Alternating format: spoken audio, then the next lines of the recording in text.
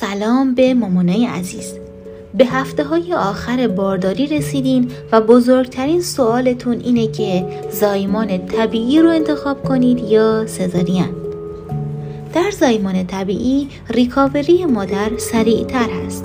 درسته که هنگام زایمان درد بیشتری تحمل می‌کنید، اما بعدش زود سرپا میشید و هماهنگی نوزاد با مادر سریع اتفاق میفته.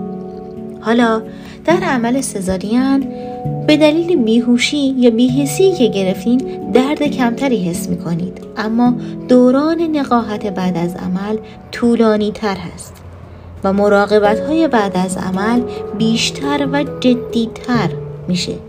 یادتون باشه هیچ کدوم برتر مطلق نیست. انتخاب به شرایط بدن و نظر پزشک بستگی داره. تو کامنت ها به هم بگید شما کدوم رو انتخاب کردید. راستی لایک و سابسکرایب هم فراموشتون نشه.